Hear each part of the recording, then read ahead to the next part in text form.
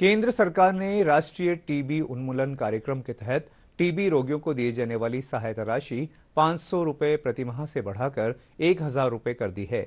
जिला क्षय रोग अधिकारी डॉक्टर मोहन सिंह ने बताया कि डीग जिले में 1392 टीबी रोग पंजीकृत हैं। 1 नवंबर से पंजीकृत रोगियों को बढ़ी हुई सहायता राशि दी जाएगी।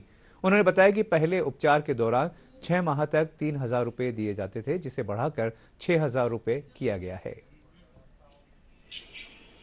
डीग के अंदर जो टीबी के पेशेंटों की संख्या है, जिनका एक टीबी ड्रग सेंसिटिव ट्यूबरकुलोसिस दवाइयों से जिनका ट्रीटमेंट चल रहा है, वो 1352 रोगी हैं डीग डिस्ट्रिक्ट के अंदर, तथा रेजिस्टेंट जो टीबी है उसके 40 रोगी हैं। इस तरीके से टोटल 1392 पेशेंटों का हमारे यहाँ से ट्रीटमेंट चल रहा है।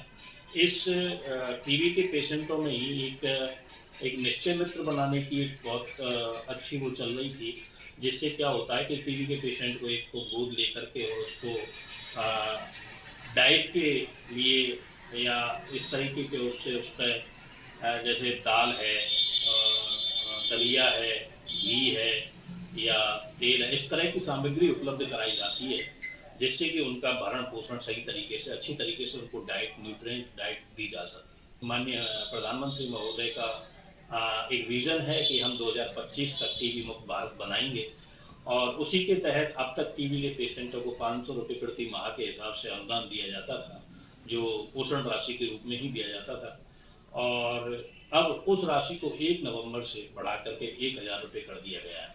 2 स्पुटम मंगाए जाते हैं और दोनों स्पुटम की जांच होती है। जांच होने के बाद उसको आइडेंटिफाई किया जाता है कि इसको टीबी है या नहीं है। अगर वो नेगेटिव निकलता है तो उसको एक्सरे भी कराया जाता है। एक्सरे में उसकी फाइंडिंग की जाती है कि एक्सरे मतलब स्पुटम कई बार क्या सलाइवा भी आते हैं, स्पुटम गाढ़ा नहीं होता है, म्यूकस नहीं होता है, इसलिए कई बार नहीं आ पाता है, तो उसको फिर एक्सरे से फाइंडिंग करते हैं या फिर उसको रिपीट भी करा लेते हैं स्पुटम को एक।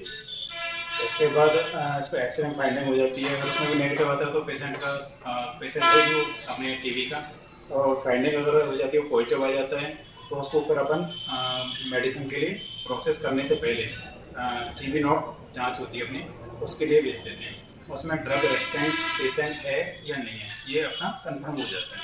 अगर वो ड्रग रेजिस्टेंस पेशेंट होता है तो उसको MDR की मेडिसिन स्टार्ट होती है, और अगर वो ड्रग रेजिस्टेंस पेशेंट नहीं होता है तो वो नॉर्मल टीबी का अपना DSTB में स्टार्ट हो जाता है।